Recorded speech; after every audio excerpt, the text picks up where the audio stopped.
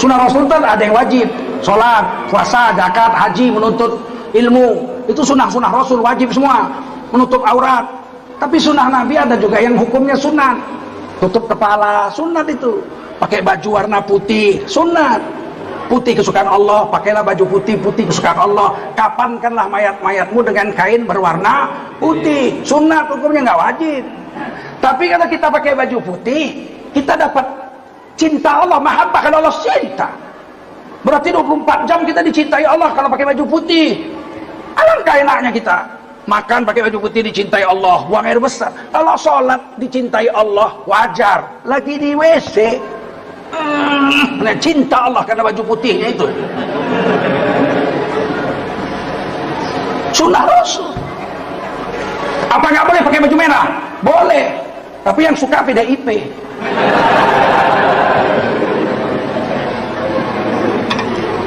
Ada sunnah Nabi yang mubah. Tidak semua sunnah Nabi wajib, tidak semua sunnah Nabi sunat. Ada sunnah Nabi yang mubah, boleh. Apa sunnah Nabi yang boleh? Kawin sama janda? Boleh. Istri Nabi 12, 3 yang menyerahkan diri, 15. Dalam kitab fikih ya, dituliskan istri Nabi itu 15 dengan yang menyerahkan diri. Dari 12 istri Nabi, 3 yang menyerahkan diri. Istri pertama Siti Khadijah tidak pernah dimadu sampai wafat. Jadi tidak memadu istri pertama itu sunnah Rasul, sunnah fi'liyah karena Nabi buat. Betul nggak? Sampai wafat Khadijah radhiyallahu anha, ibu kita cuma satu-satunya istri Nabi, nggak pernah Nabi kawin 2 waktu masih hidup ibunda Khadijah. Setelah wafat ibunda Khadijah setahun, duda, baru Nabi disuruh sahabat-sahabat nikah. Udahlah, carikanlah perempuan yang baik yang bisa mengurus saya dan anak-anak saya, bisa mengajari kamu. Dicarikan sahabat yang nyari, bukan Nabi. Dapatlah seorang wanita tinggi besar badannya, janda, umurnya 61. Nabi waktu itu umur 51. Istri kedua Nabi umur 61. Istri pertama Nabi umur 25, Khadijah umur 40 tahun. Nabi umur 50, Siti Khadijah wafat umur 65. Nabi duda setahun umur 51, istri kedua umur 61. Itu baru sunnah, asli itu sunnah. Kalian kawin lagi boleh, tapi umur 61.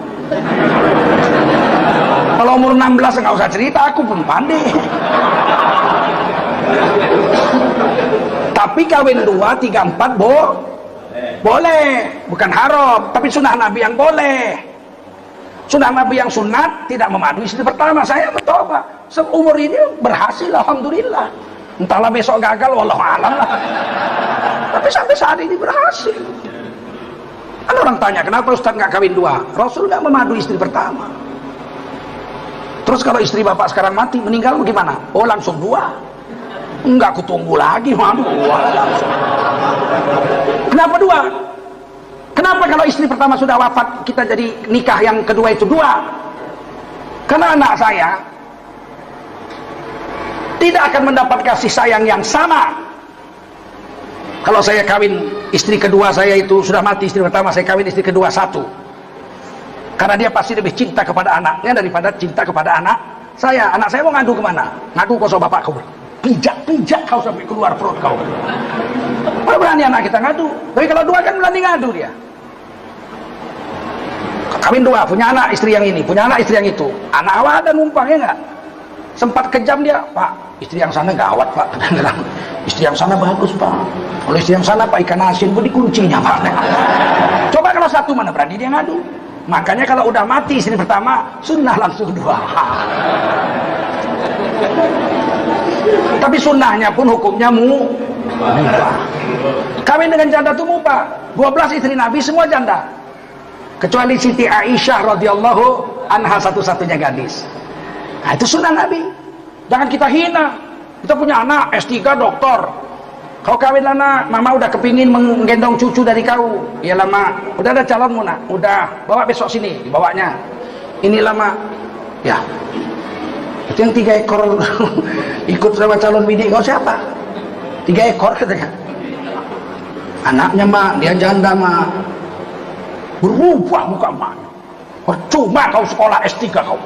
Jandanya dapatmu. Ih, Kalau janda kenapa rupanya? Apa salahnya janda? Kan sunnah Nabi kawin sama janda. Kenapa kita hina kawin sama janda?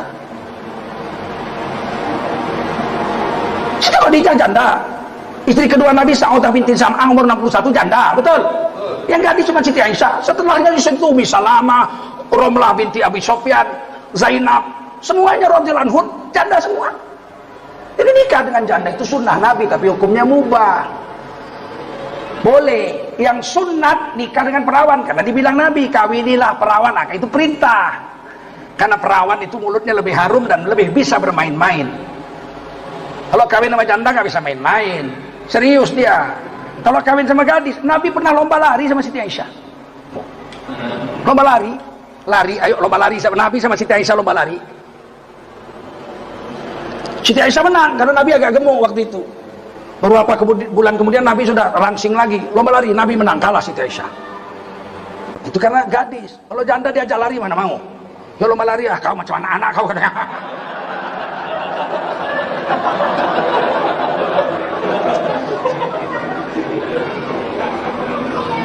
Dan ada sunnah Nabi yang haram. Nah, ini perlu kita belajar. Adakah sunnah Nabi yang haram? Ada sunnah Nabi yang haram. Bukankah sunnah Nabi semuanya baik? Baiklah. Laqad kana lakum fi Rasulillahi uswatun hasanah. Semua contoh yang dari Nabi semua baik. Tapi ada yang haram. Bukan karena tidak baik, tapi karena khusus untuk Rasul. Khalisatan laka min dunil mu'minin. Sunnah yang itu khusus untuk Nabi, tak boleh orang lain, orang beriman. Apa itu? Nikah lebih dari 4. Kita nggak boleh lebih dari 4. Haram. Nabi 12 istrinya. Nikah tanpa wali. Nabi boleh nikah tanpa wali. Allah walinya, kiraman katibin saksinya. Malaikat Jibril turun jadi saksi, bisa. Kalau kita mana bisa. Masuk kita ke hotel, datang perempuan kita bawa, Susi, saya Om, saya nikahi kau malam ini sampai azan subuh. Maharnya Rp1 juta, walinya Allah, saksinya kiraman katibin. Oh, udah pasti haram. Orang Syiah bisa begitu, Syiah namanya kawin mut'ah. Kawin Susi, saya Om, saya nikahi kamu malam ini sampai azan subuh.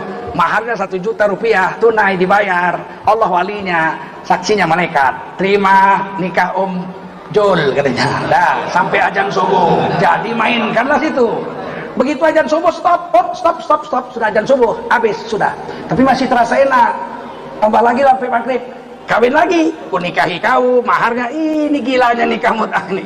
1 juta sampai azan maghrib. Lain pikir Syiah itu sama dengan kita. Tidak, Syiah dengan kita berbeda. Jauh. Beda rukun iman, beda rukun Islam. Paham? Yang ketiga, wabil walidaini ihsana, berbuat baik kepada ibu bapak. Ihsan kepada ibu bapak itu harus lebih baik yang sama dia daripada sama kita. Itu ihsan. Kalau saya punya uang banyak, saya buat rumah tipe 31, tipe 36, kemudian saya buat lagi rumah tipe 36, bapak ibu saya letakkan ke rumah tipe 36 yang satu, saya tinggal di tipe 36 yang satu, padahal duit saya banyak. Saya tidak berbuat ihsan kepada bapak ibu saya. Mesti yang lebih baik yang sama bapak ibu. Kita tipe 36, dia tipe 54, itu baru sama namanya ihsan. Tidak boleh anak laki-laki makan hari ini kenyang. Kalau ibunya hari ini, bapaknya hari ini di kampung halaman lapar karena miskin tidak makan. Kalau saya hari ini makan kenyang, bapak ibu saya di kampung hari ini lapar karena nggak ada duit, saya dicatat sebagai anak durhaka di sisi Allah Subhanahu wa taala. Dan anak durhaka kekal dalam neraka selama-lamanya kecuali bapak ibunya memaafkan salahnya. Jangan main dengan orang tua, ridho Allah atas ridho orang tua. Lebih baik kita nggak usah makan daripada bapak ibu kita tidak makan. Jangan jadi anak durhaka. Ini kadang-kadang anak-anak remaja ini susah mamanya ngasih makan, nggak bersyukur.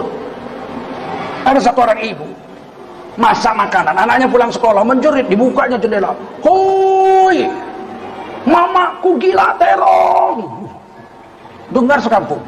Senin gulai terong, Selasa rebus terong, Rebu Toco terong. Hari ini Kemis bakar terong. Gila terong. Nangis maknya. Sabarlah nak. Mama pun mau makan enak nak. Tapi apa yang bisa mama buat? Bapakmu memang tukang jual terong. Betapa kasihan. Sabar kenapa sih? Nggak mati makan terong. Kasihan nih ibu bapak. Tiket masuk surga itu ibu. Tiket masuk surga lagi ibu. Tiket masuk surga lagi ibu. Tiket masuk surga yang keempat bapak. Jangan sakiti hati orang tua. Satu, Imam Ghazali mengatakan, orang yang durhaka kepada Allah, nggak sholat, nggak puasa, durhaka sama Allah, tapi berbakti kepada ibu bapaknya luar biasa, ada harapan masuk surga. Karena Allah maha penyayang. Wa kana bil mu'minina rahimah. Tapi ada orang yang sama Allah baik, salat bagus, puasa bagus, zikir bagus, baca Quran bagus, haji, umrah, semua dia jaga sama Allah, hubungannya sama Allah baik. Tapi sama orang tuanya durhaka, tidak ada harapan masuk surga, tahu? Karena ridha Allah tergantung pada ridha orang. Sayangi orang tua kita. Jangan sampai ibu kita meneteskan air mata gara-gara kita jahat. Kita ini laki-laki yang udah kawin, saya ingatkan. Kita sering lupa sama ibu gara-gara istri. Berapa banyak laki-laki mau ngasih mamanya, dia nunggu istrinya masuk dulu. Begitu istrinya masuk, mama cepat kantongi mak, nanti nampak biniku mak, masuk ke BH mama, katanya gitu.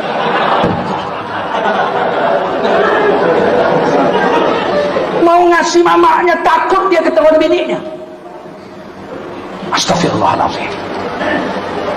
Beritahu sama istri kita, wahai istriku, aku lahir dari rahim ibuku. Suamimu ini besar, gagah, perkasa seperti ini karena ibuku. Makan tumbuh segini perkasa karena kerja keras bapakku. Aku pesan sama kau, aku cinta padamu maka aku kawini kamu. Tapi ku pesan padamu, jangan kau singgung perasaan orang tuaku. Saya bilang sama istri saya, demi Allah saya bilang itu. Ibu saya itu sedang duduk di pinggir jendela, dia lihat bunga-bunga yang dia tanam. Ada bunga melati, ada bunga mawar. Suka sekali ibu saya menanam bunga. Dia lihat-lihatnya gitu. Hujan gerimis. Senang kali dia lihat hujan itu kan, basah tuh kan, subur. Saya di depan pintu kamar sama istri saya lihat-lihat ibu saya. Saya lihat, ngapain saya? Umi, lihat bunga. Oh, siapa itu saya bilang? Umi. Umi siapa? Umi abang. Abang mana? Abang ini katanya. Oh itu umi saya bilang. Ya, umi abang. Apa? Aku pesan sama kau satu. Aku sayang kali sama kamu, makanya aku kawin sama kamu. Tapi aku pesan satu, jangan kau bertengkar sama dia. Walaupun ibuku salah, diamlah, diam. Sampaikan padaku, jangan sama ibuku. Ibuku salah, sampaikan sama aku, jangan sampaikan sama ibuku. Jangan kau ajak bertengkar ibuku. Sebab kalau kau ajak dia bertengkar, sempat dia bilang sama aku, Nain, kau pilih aku ibumu, atau kau pilih binimu. Pasti ku pilih dia, kau ketinggal. Pucat istri saya. Bukan aku nggak sayang, tapi kau jangan coba-coba kalau sama ibuku. Alhamdulillah sampai ibu saya wafat belum pernah istri saya melawan. Ibu saya garang, ibu saya orang Bagan. Ibu saya orang Bagan siapi-api, mak garangnya kalau udah marah, ku hompek kan kau bilang. Satu hari istri saya dimarahi ibu saya, yang salah ibu saya, tahu saya. Ibu saya yang salah, tahu saya. Dimarahi ibu saya, istri saya diam, maaf umi, nangis istri saya. Udah, masuk ibu saya ke kamar, apa istri saya ke kamar. Saya ikuti dia nggak tahu saya ikuti. Dibuka dia lemari, diambilnya anduk, ditutupnya mulutnya, menjerit dia sekuat-kuatnya. Manalah dengar, tutup anduk. Begitu dia balik, ada saya di belakang, terkejut dia. Saya peluk dia, hebat kau.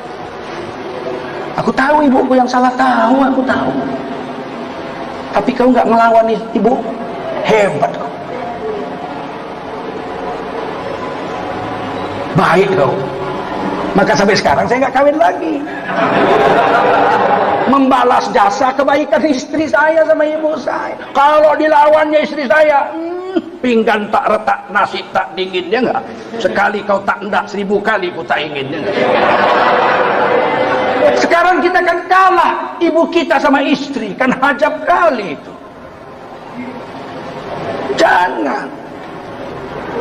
Minimal di depan ibu lah ngalah kita. Nanti kalau kau marah, nanti kalau ibuku udah pergi baru kau marah-marah, maki-maki kursi ini tempat ibuku tadi duduk. Oh sialan kau, kursi sini lah boleh, gak apa-apa, asal jangan sama ibuku. Sebab gini ya, kalau saya mati, istri saya dapat hak harta warisan 1/8. Betul? Kalau saya ada anak, istri saya kalau saya mati dia dapat hak harta warisan saya 1/8. Tapi ibu saya dia dapat hak warisan saya 1/6. Allah melebihkan ibu dari istri. Jangan kita balik pula. Paham? Salah ke sana. Paham?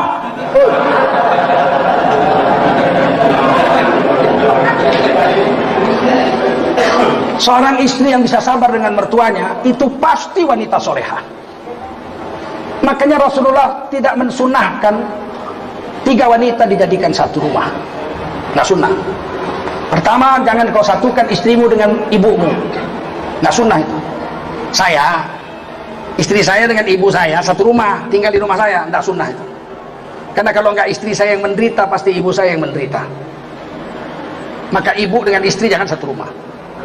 Yang kedua yang jangan kau satukan adalah istrimu dengan saudara perempuanmu. Itu kalau nggak adik kita yang menderita, istri kita yang menderita.